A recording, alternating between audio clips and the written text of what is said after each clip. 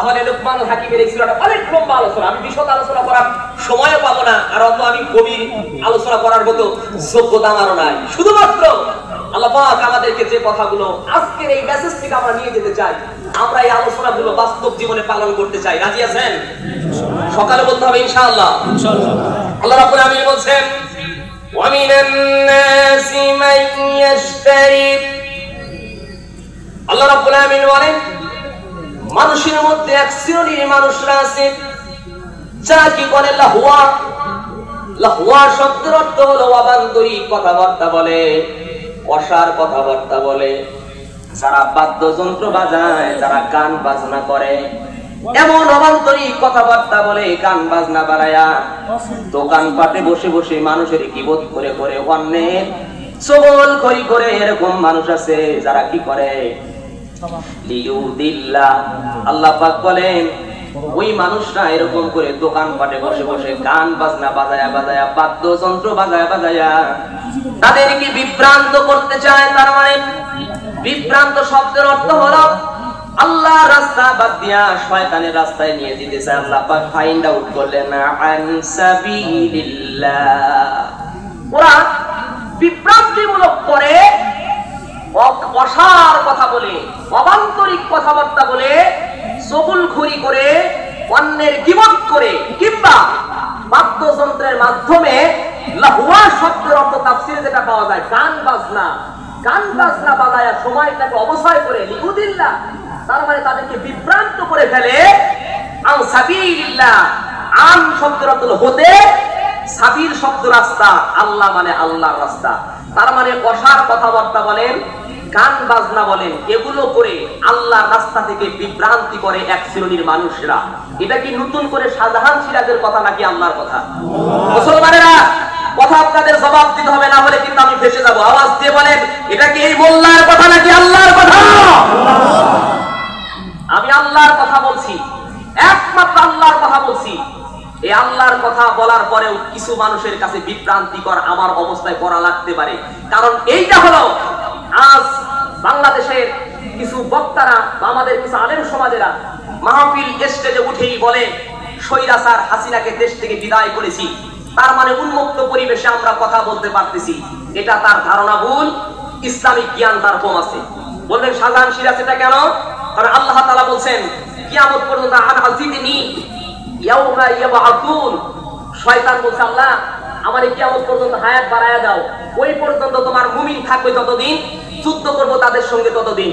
আমি নিয়ে যেতে চাবো জাহান্নামে, তোমার মুমিনরা যাইতে চাবে জান্নাতে, আমি তাদেরকে জান্নাতের পথ থেকে বাধা দিয়ে জাহান্নামে নিয়ে যেতে চাই। এবার বলেন 24-এর এই গণঅভ্যুত্থানে স্বৈরাচার হাসিনা বলেন আর ফ্যাসিস্ট বলেন, আওয়ামী লীগ দোসর বলেন, তারা চলে যাওয়ার পরে দেশের ভিতরে শান্তি না অশান্তি? শান্তি না অশান্তি? তার মানে বোঝা গেল এই অশান্তির মানে হচ্ছে এই পৃথিবীতে মুমিন থাকবে যতদিন, শয়তানের দল থাকবে ততদিন। তার মানে মুমিনদের খারাপ লাগতেছে আপনাদের? তার মানে যুদ্ধ শেষ হয়নি, যুদ্ধ শেষ হয়নি, এটার নাম যুদ্ধ না। এখন যেটা হবে, এতদিন হয়েছে দলে দলে দলাদলি, চুলে চুলে চুলাচুলি, আগামীর যে একটা যুদ্ধ হবে, আগামীর যে একটা সংগ্রাম হবে, এটার নাম যুদ্ধ নয়, এটার নাম সংগ্রাম, এটার নাম হচ্ছে আল্লাহর জমিনে আল্লাহর দ্বীন প্রতিষ্ঠার আন্দোলন। হয়তো বাংলা শহীদ বাঁচলে গাজী হওয়া লাগবে, ঠিক কিনা বলে?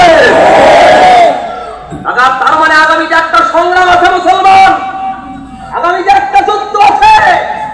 রাসূলুল্লাহ বলে গেছেন একটা হাদিসের ভিতরে কথা, গাজওয়াতুল হিন্দ।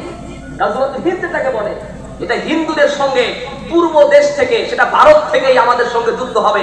উগ্রবাদী জঙ্গিবাদী আমাদেরকে মুসলমানদের উপরে চাপায়া দেয়। আপনারা কি খবর নিয়ে দেখেছেন আজ মুসলিমদের উপরে সেই ভারতে কিভাবে নির্যাতন করা হচ্ছে? তার মানে আবারও একটা যুদ্ধের জন্য মুসলমানের প্রস্তুত থাকার দরকার আছে না নাই? দরকার আছে না নাই? তাহলে দুইটা জিনিস শিখলাম। একটা হলো কি, যদি আপনি সন্তানের কাছে ভালো কিছু আশা করেন, ও বোনেরা আমার সম্মানিত মায়েরা বোনেরা, আমি আবারও আপনাদেরকে বিনয়ের সহিত বলছি, কারণ হচ্ছে কি দেখবেন আমাদের আজ মায়েরা বোনেরা, শুধু আজ নয়, ইসলামের যুগে যুগে মহিলাদের ইসলামের প্রতি মানে কি বলবো, ইসলামের প্রতি তারা দীক্ষিত থাকার কারণে, ইসলামের প্রতি তাদের মনটা নরম হওয়ার কারণে ইসলামটা বিজয় হওয়া সহজ হয়ে গেছে। সুবহানাল্লাহ। অধিকাংশ মায়েরা বোনেরা ইসলামকে ভালোবাসে, ইসলামী দলকে ভালোবাসে, আলেম ওলামাদেরকে ভালোবাসে। আলহামদুলিল্লাহ। আমার এই মা বোনদেরকে বলছি, ইসলামকে যেহেতু ভালোবাসেন, অতএব অন্য মাকে অন্য বোনকে একটু জায়গা করে দেন, যাতে করে সুন্দর পরিবেশে কোরআনের কথাগুলো শুনতে পারে। কারণ কোরআনের কথা যেখানে আছে সেখানে আল্লাহর রহমত আর বরকত আছে না? আল্লাহ রাব্বুল আলামিন বলেন, وَإِذَا قَرَأْتَ الْقُرْآنَ جَعَلْنَا بَيْنَكَ وَبَيْنَ الَّذِينَ لَا يُؤْمِنُونَ بِالْآخِرَةِ حِجَابًا মাসতুরা। একটু আওয়াজ দিয়ে সকলে বলেন আল্লাহু আকবার। আল্লাহ রাব্বুল আলামিন বলেন, যখন যেই জায়গাতে কোরআনুল কারীমের তেলাওয়াত করা হয়, ঠিক ওই জায়গাগুলোতে আল্লাহ পাক আসমান থেকে অসংখ্য অগণিত ফেরেশতাদেরকে পাঠায়া দেয়, আর বান্দাদেরকে বেষ্টন করবার জন্য আল্লাহ পাক হিজাবাম মাসতুরা, আল্লাহ পাকের বেষ্টনের মধ্যে, রহমতের মধ্যে বান্দাদেরকে আল্লাহ পাক ইবাদত করা আরম্ভ করে দিয়ে দেয়। সম্মানিত ভাইরা আমার, সংক্ষিপ্ত আলোচনার লক্ষ্যে আপনাদের দুইটা শিক্ষার কথা আমি বললাম। এক নাম্বার শিক্ষা হলো, আপনি যদি আপনার সন্তানের কাছ থেকে যদি ভালো কিছু আশা করেন, তাহলে রবের সঙ্গে প্রথম পরিচয় সন্তানকে বলতে হবে, বাবারে শোনো, তোমাকে আমি বলছি এক নাম্বার উপদেশ হচ্ছে, শোনো, তোমার এক নাম্বার উপদেশ, আল্লাহ রাব্বুল আলামিনের সঙ্গে তুমি কারো শিরক করো না। আল্লাহকে বাদ দিয়া, আল্লাহ রাব্বুল আলামিনকে বাদ দিয়া কোন খোদা তুমি অনুসরণ করো না। আল্লাহকে বাদ দিয়া কাউকে তুমি তোমার ক্ষমতাধর মনে করো না। এই শিক্ষা যদি সন্তানকে দেওয়া হয়, নিঃসন্দেহে আমি আপনাদের কাছে 100% সিউরিটি দিয়া বলতে পারি, ওই সন্তান রবের পরিচয় পাইলে অন্তত পক্ষে আর যাইতে হোক, ওই সন্তান কখনো বাবার গলায় ছুরি চালাতে পারে না। দুই নাম্বার শিক্ষা হলো, প্রিয় ভাইয়েরা আমার, যুদ্ধ মনে করেছি আমরা শেষ হয়ে গেছে, ফ্যাসিস্ট দূর করে দিয়েছি, মনে করেছি আমরা আমাদের মাঝখান থেকে যুদ্ধ শেষ হয়ে গেল, শান্তিতে বসবাস করব। ও মুসলমান, পায়ে হাত দিয়ে অনুরোধ করে বলি, এই যুদ্ধ শেষ হবে না ওই পর্যন্ত আল্লাহর পক্ষ থেকে বান্দাদের প্রতি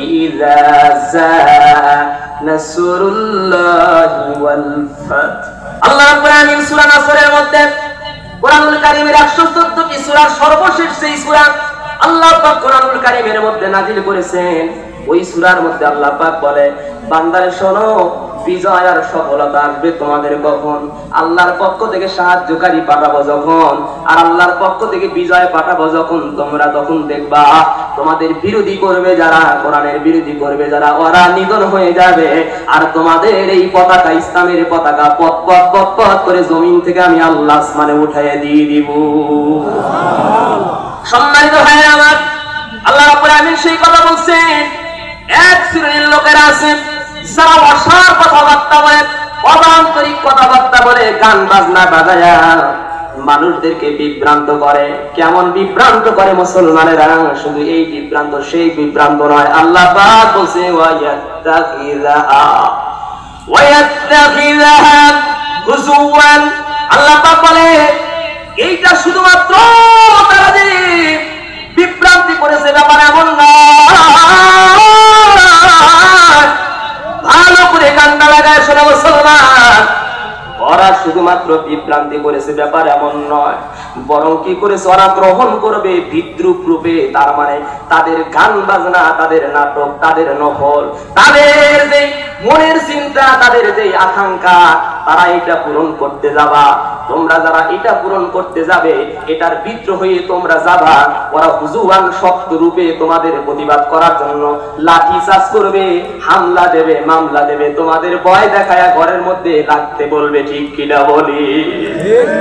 তার মানে প্রিয় ভাইরা, এক জায়গায় যদি নাটক করা হয়, যাত্রা করা হয়, একটার মুসল্লি যদি বলে আমরা এটাকে বাধা দেব, ওরা বলে ওরা আসবে, হুজুররা যদি আছে 50 জন, আমরা তো 100 জনই আছি, তার মানে বোঝা গেল মুমিনের দলের চাইতে এখন পর্যন্ত শয়তানের দল ভারী। সম্মানিত ভাইরা আমার, রাগ করতেছেন মনে হয় আপনার? আল্লাহ রাব্বুল আলামিন বলেন, ওই যে ওরা বিদ্রোহ করলো, গান বাজনা বাজাইলো, তোমাদের এখানে বিদ্রোহ করলো, ওরা অসার কথা বললো, ওরা গীবত করলো, চগলখড়ি করলো, সময় কাটাইয়া দিল, মনে করো না তারা বড় বড় বড় হয়ে গেছে। বললাম না না না, তারা বড় হয় নাই, আমি আল্লাহ বলছি। উলাইকা লাহুম আযাবুম মুহিন।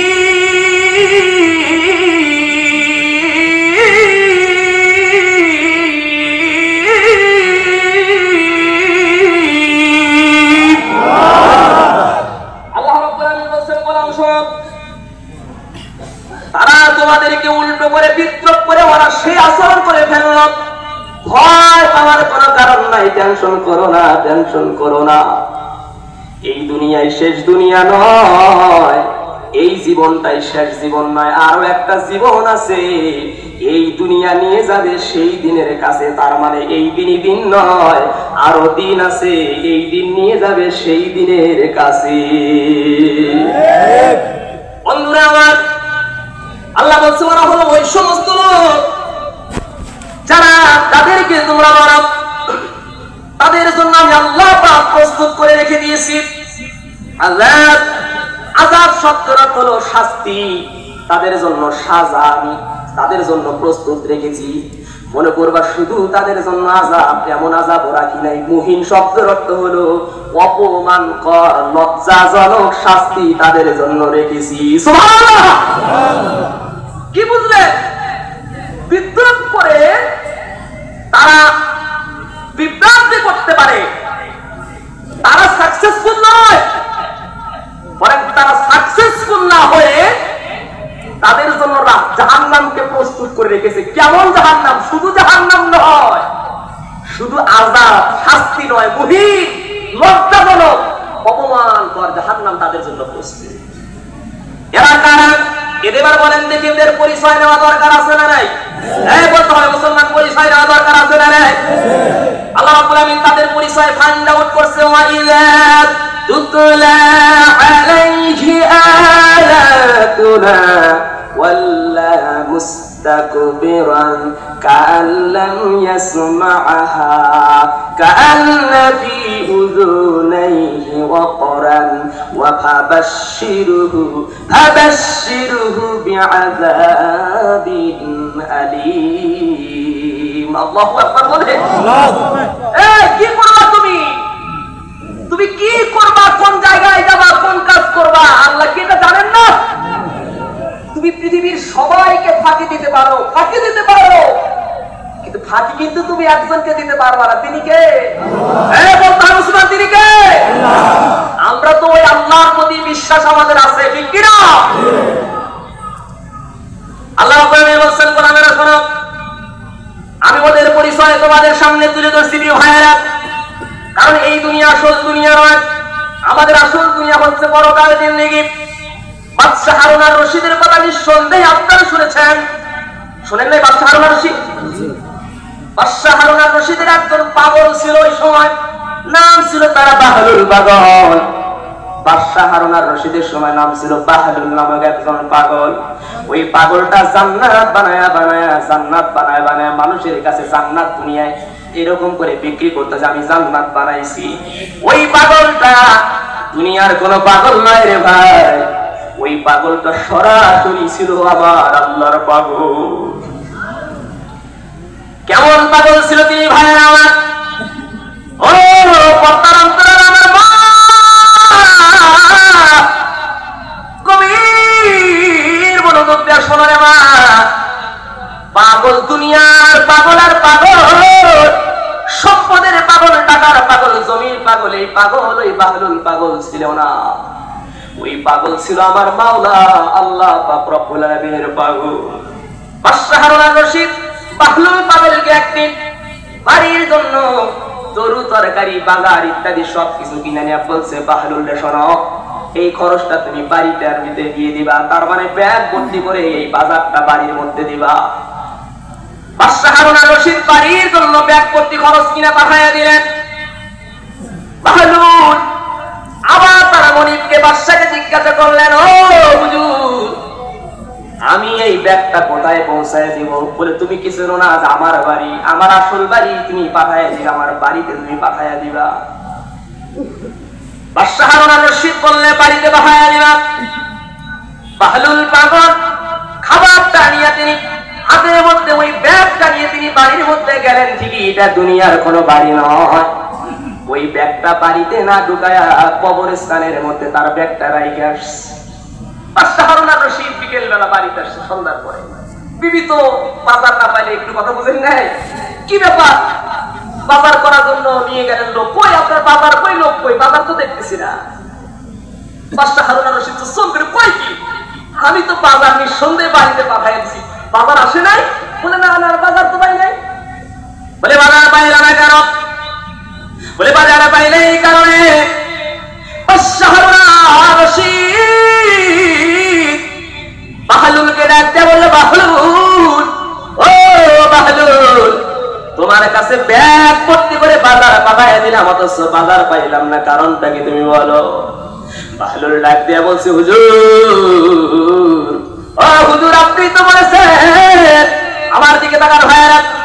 বাদশা হারুন আর রশিদ বলল, বাহলুল, ব্যাগ ভর্তি তোমার কাছে বাজার পাঠাইলাম, অথচ বাড়িতে বাজার আসলো না, কারণটা কি বলো? বাহলুল ডাকতে বলে, হুজুর, ব্যাগ ভর্তি বাজার পাঠাইয়া দিয়ে আপনি কি বলছেন? বলে, বলছি বাড়িতে নিয়ে যাও। এবার বাদশা হারুন আর কে ডাক দেয়া বলে, ও হুজুর, বাড়ির জন্য আপনি ব্যাগ ভর্তি খরচ করে পাঠাইছেন, আমি তো আপনার বাড়িতেই রেখে দিছি। সুবহানাল্লাহ কয় না? আওয়াজ দিয়ে সুবহানাল্লাহ কয়। আমার ভাইয়েরা, বাদশা হারুন আর রশিদ চমকে উঠলো, বলো কি তুমি, খাবার পাঠাইছো, বাড়িতে ব্যাগ ভর্তি খরচ দিছো মানে? ওই আমার বাড়িওয়ালা তো বলতেছি একটা খরচ বাড়িতে আসে, কি ব্যাপার? মন খারাপ করবেন না, আপনি তো বলেছেন বাড়িতে খরচ দেওয়ার জন্য, আমি চিন্তা মিলায় দেখলাম এই পৃথিবীর জন্য যেটা বাড়ি মনে করি আমরা, এটা আমাদের আসল বাড়ি নয়, আসল বাড়ি হচ্ছে আমাদের জন্য গোরস্থানের একটু মাটি বায়না করে রাখ রে, গোরস্থানের একটু মাটি বায়না করে রাখ, আতর গোলাপ সুরমা চন্দন,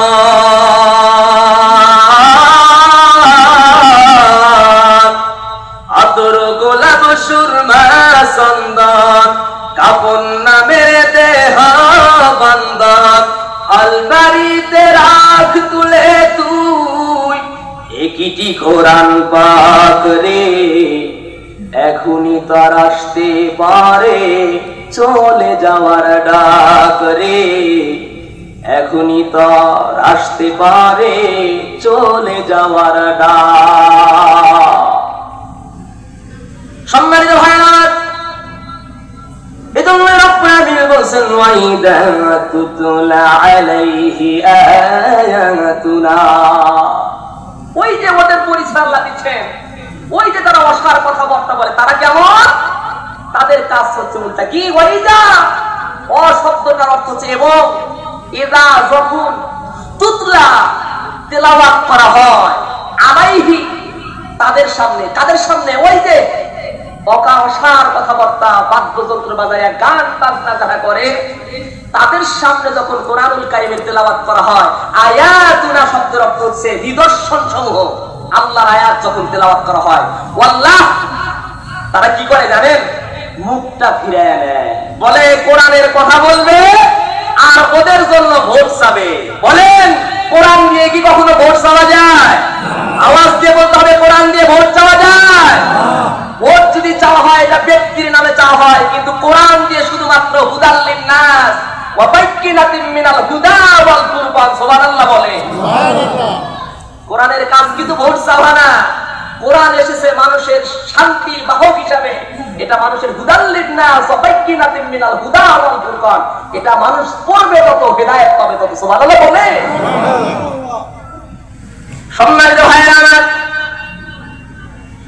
ওদের সামনে যখন কোরআনুল কারীমের আয়াতগুলো তেলাওয়াত করা হয়, ওরা মুখ ফিরিয়ে নেয়, শুধুমাত্র আস্তে করে মুখ ফিরিয়ে নেয়। ব্যাপারটা এমন নয়। আল্লাহ পাক সে কথা উল্লেখ করে মুস্তাকবিরুন, তারা শুধু মুখ ফিরায় তা নয়, তারা অহংকার করে মানুষের সামনে যাও যাও ইসলামী দল নিয়ে আসছে, ইসলামের কথা নিয়ে আসছে, কোরআনের কথা যাও দেখছি কত মুলবি দেখলাম, বলে কি বলে না? মুস্তাকবিরুন, অহংকার করে মুখ ফিরায় নেয়। কাল্লাম ইয়াসমাআহা, এবং তারা যেন শুনতে পায় না। কোরআনুল কারীমের তেলাওয়াত যখন তাদের সামনে করা হয়, মনে হয় তারা কান দিয়ে এই কথা শোনে না। আল্লাহ পাক বলেছে ফি উযুনাইহি ওয়াকরান, আল্লাহ পাক বলে তারা এমন ভাষায় শুনতে চায় যেন মনে হয় তাদের অকরান শব্দের অর্থ হলো কান দুটো যেন তাদের বধির হয়ে গেছে, তারা যেন ঠসা হয়ে গেছে, কোরআনের কথা তাদের কাছে ভালো লাগে না। ঠিক কি না বলে? মুসলমানের থেকে আমি কি একটা শিক্ষা বের করছি। ওই সমস্ত লোকেরা মুখ ফিরায় নেয়, শুধু মুখ ফিরায় নেয় তাই কিন্তু না, ইস্তাকবারান শব্দের অর্থ অহংকার করে মুখ ফিরায় নেয়। অহংকার কি মানুষের সাথে? আওয়াজ দিয়ে বলেন না, অহংকার মানুষের সাথে? অহংকার একমাত্র যদি করতে পারে তিনি কে? অথচ ওই আল্লাহর কোরআনের তেলাওয়াত হলে তারা অহংকার করে মুখগুলো ফিরিয়ে নিতে চায়। দেখি উযুনাইহি, যেন তাদের কান দুটো অকরান বধির হয়ে গেছে, ঠসা হয়ে গেছে, তারা মনে হয় এটা বোঝেই না। চামড়া মনে হয় গন্ডারের চাইতে বেশি মোটা হয়ে গেছে। এত করে কোরআনের কথা বলার পরে সুই দিয়া খাওয়ানোর পরে ও কোরআন আসলেই ঠসা। একটা মানুষ যদি ঘুমিয়ে থাকে তাকে জাগ্রত করা যায়, যে ব্যক্তি জাগ্রত হয়ে ঘুমায় ওই ব্যক্তিকে ঘুম থেকে জাগ্রত করা সহজটা কঠিন। হ্যাঁ, সহজটা কঠিন। বোঝা গেল ও বোঝে। এটা কেমন বোঝে? একটা উদাহরণ দিলে বুঝবেন। খারাপ লাগতেছে? একজন স্ত্রী ছিল খুবই কালো কুৎসিত, তার স্বামী ছিল অন্ধ। অন্ধর কাছে কালো না ফর্সা, মোটা না খাটো, কিন্তু এটা কি তার কাছে কোনো কিছু হুশ আছে? বলে ওই অন্ধকে যদি বলা হয় অন্ধ তুমি কি দুধ খাবা? বলে দুধ কেমন? বলে দুধ তো সাদা। বলে সাদা কেমন? বলে সাদা তো বদের মতন। বলে বদ কেমন? বুঝাবো কেমন? হাতের আঙুলে বদ তো এরকম। বলছে না, জীবন যাবে, আমি দুধ খাবো না। কথা কি বোঝা গেছে? আসলে দুধটা কি বগের মতন? সাদা বুঝাতে গিয়া তার মানে অন্ধকে যতই বুঝায় অন্ধ এগুলো বুঝবে না। কোরআন যারা অন্ধ, যারা কানা, সমাজের ভিতর দুর্নীতি ফাসাদকারী, যারা সমাজের ভিতরে গান তন্ত্র হুঁশিয়ারি করতে চায় না, বরং তারা উস্কানি দিয়া ছেলেদেরকে সামনে আগায় দিয়া ঘরের মধ্যে বসে থাকতে চায়। ওরা কোরআনের ভাষায় লোক বাবুরা হয়ে গেছে। ঠিক কিনা বলে? কথা কি বোঝা গেছে? আক্কেল মার ইশারায় কাবিহা, আলো জ্ঞানী লোক যারা ইশারা দিলেই আবুল হাব আমার একটি কেস মনে বল 2 মিনিট এখানে বলি, খারাপ লাগতেছে কি? আবুল হাব বদরের যুদ্ধের মধ্যে তিনি উস্কানি দিয়া কাফিরদেরকে পাঠাইতে, যাও তোমরা যুদ্ধের জন্য চলে যাও। উস্কানি দিয়া ঘরের মধ্যে তাদের জন্য লেলাইয়া দিয়া তিনি ঘরের মধ্যে বসে বসে খবর নেয়। খবর কিনে যুদ্ধের ময়দানে সবাই যখন এরকম করে কারো বাপ করছে, কারো ভাই করছে, কারো স্বামী মারা গেছে, যে ব্যক্তির উস্কানির কারণে এইটা করলো, বলেন তো দেখি ওই ব্যক্তি যদি যুদ্ধের ময়দানে যায় না, তাকে নিয়ে সমালোচনা আছে না নাই? এই বলেন এরকম বদমাশ আমাদের সমাজে আছে নাই?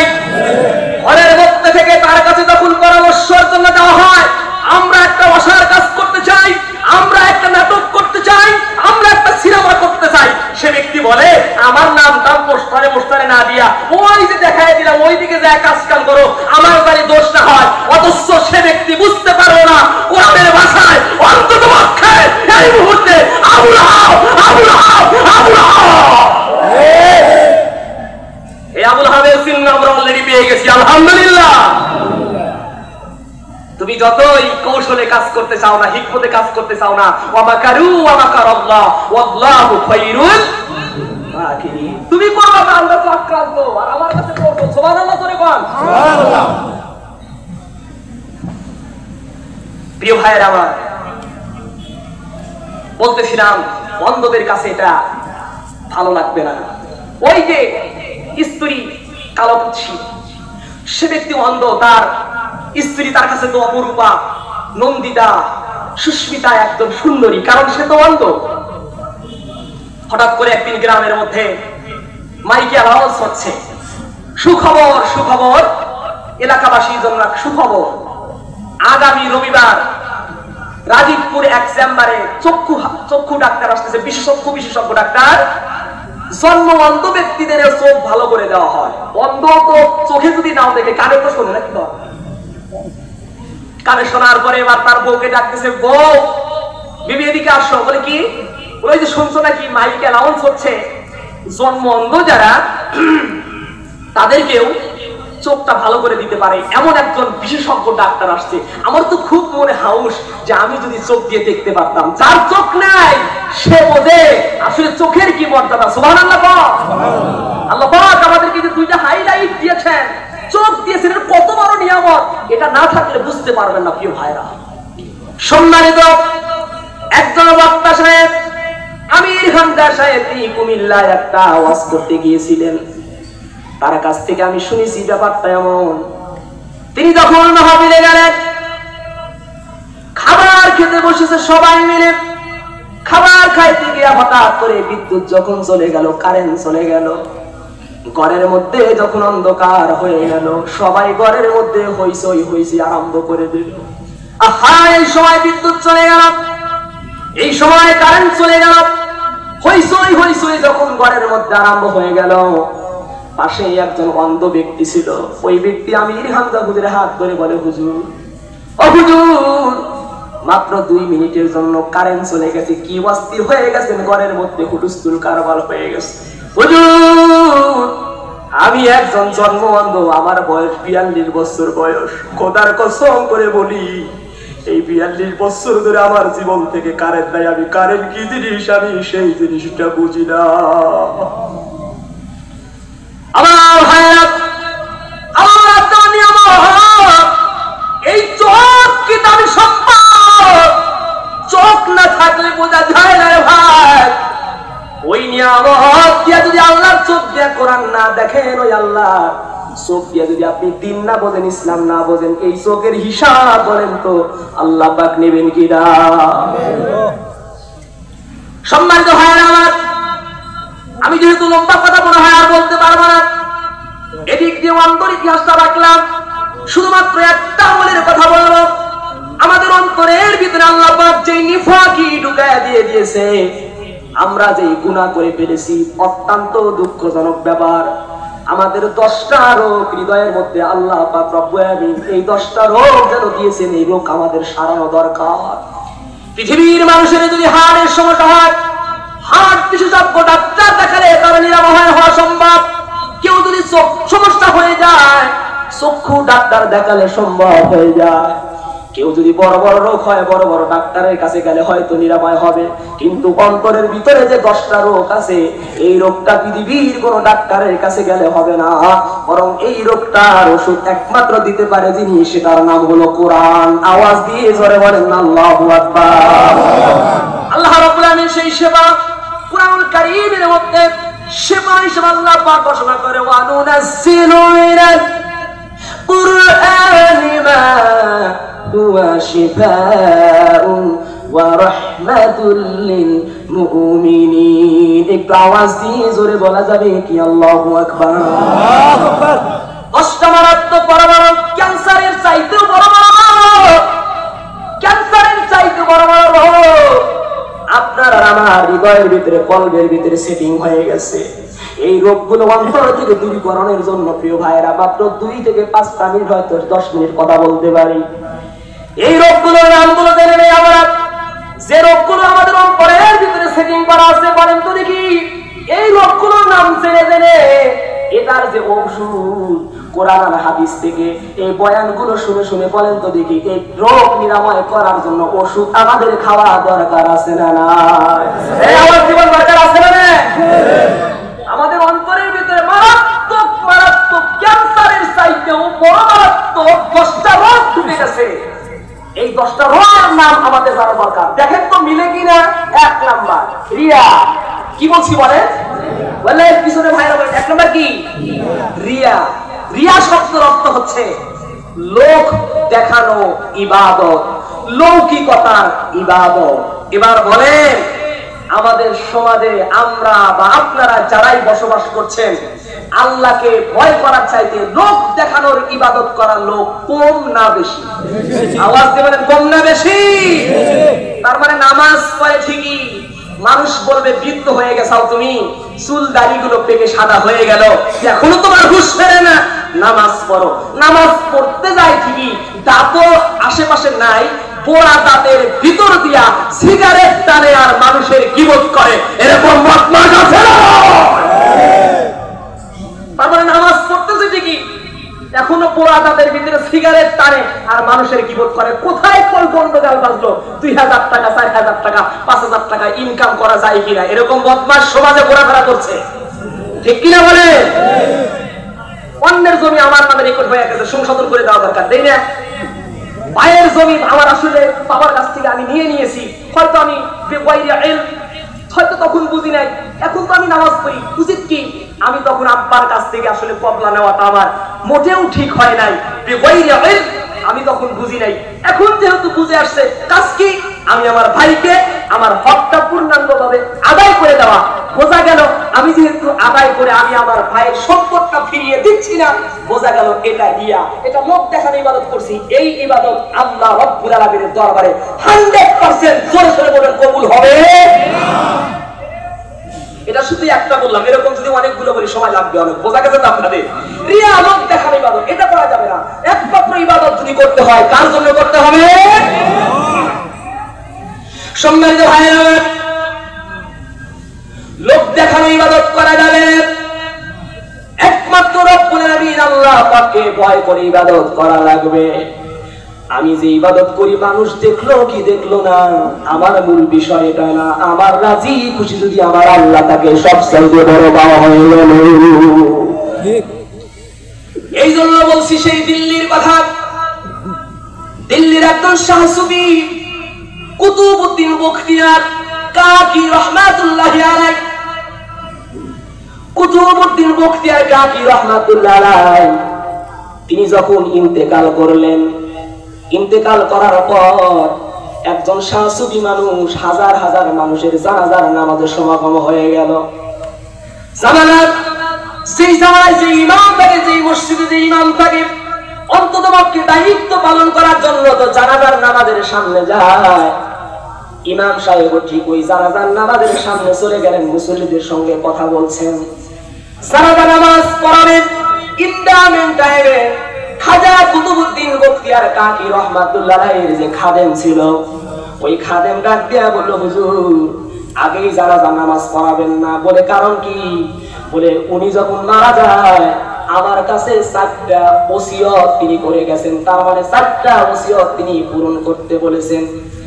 আমার ভাইরা, তার মানে কেউ যদি মারা যায়, ওয়ারিশ যারা থাকে, সন্তান আদি যারা থাকে, তাদের দায়িত্ব হলো তার আব্বা যদি কোনো কিছু বলে যায়, কিংবা তার পীর সাহেব তার শিক্ষক যদি কোনো কিছু বলে যায়, এই ওসিয়তটা পালন করা। খাদেম সাহেব ডাক দিয়ে বলছেন, কুতুবউদ্দিন বখতিয়ার কাকি রহমাতুল্লাহ আলাইহি তিনি আমাকে 4টা এরকম করে নসিহত করে গেছেন, উপদেশ দিয়ে গেছেন। 1 নাম্বার হলো, আমার জানাজা যদি আমি যেই 4টা ওসিয়ত তোমাদের জন্য করে গেলাম, এমন ব্যক্তি যদি তোমরা না পাও, তাহলে তোমরা আমার জানাজা দিবা না। তার মানে হলো জানাজা না দিয়া তোমরা বিনা জানাজায় আমার কবর দিয়ে দিবা। 1 নাম্বার হলো, ওই ব্যক্তির ভিতরে যে গুণ থাকা লাগবে, 1 নাম্বার গুণ হলো কোনদিন তারা জানে তাকবীরুল্লাহর সঙ্গে, তার মানে ইমাম সাহেব আল্লাহু আকবার যখন বলে ওই সঙ্গে সঙ্গে তাকবীরুল্লাহ দিয়া নামাজ পড়ে, তার মানে তাকবীরুল্লাহ ছোটে নাই, এমন ব্যক্তি দিয়া তোমরা আমার জানাজা দিবা। সুবহানাল্লাহ। 1 নাম্বার আমল ব্যক্তি। নাম্বার 2, 2 নাম্বার হলো ওই ব্যক্তি ইয়া আমার জানাজা দিবা যেই ব্যক্তির কোনদিন জীবনে একদিনেও কোনদিন তাহাজ্জুদ ছুটে যায় নাই। সুবহানাল্লাহ কয় না? আমার ভাইরা তাহাজ্জুদ নামাজটা কিন্তু অত সহজ নয়। রাতের গভীর যখন হয়ে যায় ফাতাহাজ্জাদ বিহি নাফিলাতান লাকা আসা আন ইয়াবআসাকা রাব্বুকা মাকামান। প্রধান অতিথির আগমন, নারে তাকবীর, আল্লাহু